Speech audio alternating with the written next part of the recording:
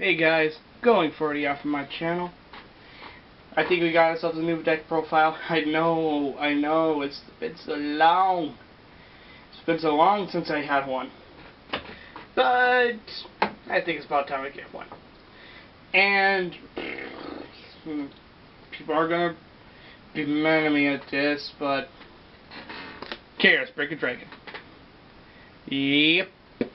I actually built this a long time ago. I did a complete amount of testings. I wanted to build this for a very, very, very long time. Ever since he got leaked via Coca-Cola magazine. So yeah, and also I've been doing tests with the legions with this card, and actually I found a good little combo for this guy. If you guys want to see it, go ahead and comment about that. I'll show off the deck profile. Well, without further ado, let's show off the lineup. Well, starter, I think this is pretty obvious, but Dust Tail Unicorn. He just provides so much things to Chaos Breaker Dragon, it's barely even funny. I mean, extra lock, extra soul. Chaos Breaker Dragon is probably one of the most manageable card in the game, because you have to use every single thing. Your hand, your soul, your counterblast. The list goes on. So be somebody that can actually provide some ammo, and well, Dust Tail Unicorn's one of them. And just to show off the grade 3s for Chaos Breakers and for Infinite Zeros. Right now, this is probably the most standard one. Probably except I see some people actually tech in a Nebula Lord, which, to be honest, is really not too bad of an idea. But to me, the Link Jokers can only do one way or another. That's about it. But that's just my opinion, and pretty much my experience towards it. Grade 2 lineups. I run 3 10K bodies because, well, it's just pretty darn good to have a good body, so that way you don't get rushed that easily. Right before I show the other off, for Radon, 12K beaters. Do I need to say anything about them? And then people might say, go for a full set of these ones, but I decided to go for 3 Cone Makers.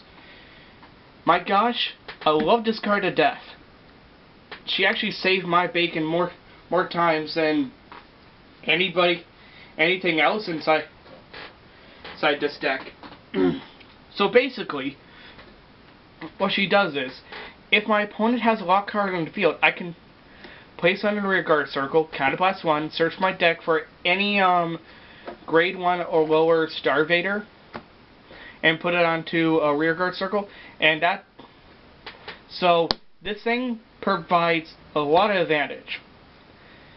Can get my field filled up if I can, lay about 2 of them down there, but it does require a lot of counterblasting. So my advice is to you, if you get her and if you have a not good of a field, try to use that instead of just saving it up for your locks, because, well, come on, you can't really do much with an empty field unless they're facing a mirror match. Then that might be a little bit exception. Alright, grade 1 lineups. Palladiums, they are simply a must. Do not diss them. That's all I gotta say, because they provide soul, they provide relocking, they provide every single thing that they provide, pretty much what Chaos Breaker really needs. Alright, for Perfect Guards, do I need to say anything about them? 3 10K beaters, neons. 2 Lanthanums, because, well, you can actually hit pretty good columns with this one. Hit pretty good columns, that is. Just need to fix that for a minute. And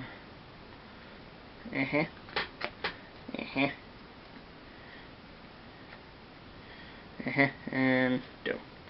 Alright, and these last two slots, I see some rare people actually use this card, and to me, it's probably the most consistent one because it just provides so much needed power for a Chaos Breaker. Because yes, he does indeed lock, but he lacks the power. He lacks the power within himself and his own rear guards. So I decided to give a little more power to the Vanguard. Aurora Eagle. Pretty good card. I really can't say anything about it. It's basically if I have more rear guards than my opponent, it becomes a 10k booster. That's a pretty easy what am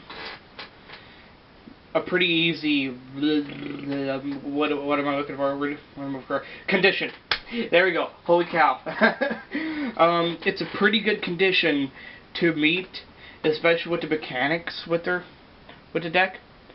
Pretty much like if a lock card is pretty much an unoccupied space. Well, it's an occupied empty space.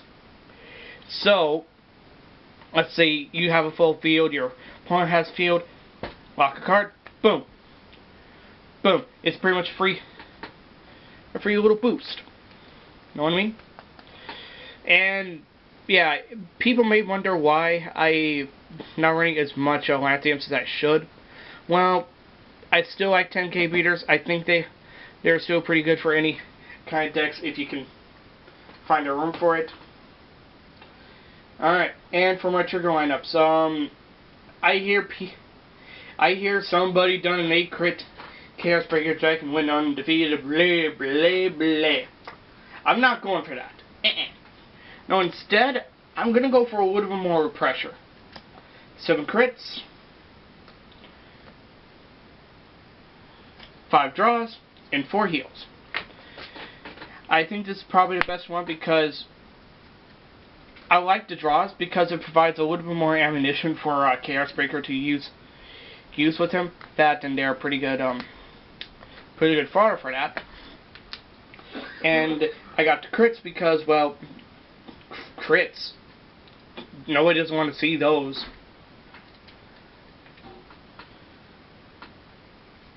Okay, and yeah, that's pretty much my deck profile. If you want to kind of give me some advices about it, go ahead and comment about it. I'm open to any kind of advice for the deck. But to me, this is probably the build that I like.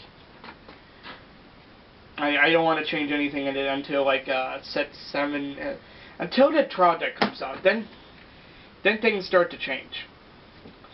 And if you want to see this deck right at the Legions, you can go ahead and comment about it. If I get, okay, how about this? If I get 10 likes on this deck profile, I will post up that the Chaos Breaker with Legion cards. How's that for you? Chaos Breaker wants 10 likes. Otherwise he'll lock you. I'll see you later, guys. Bye.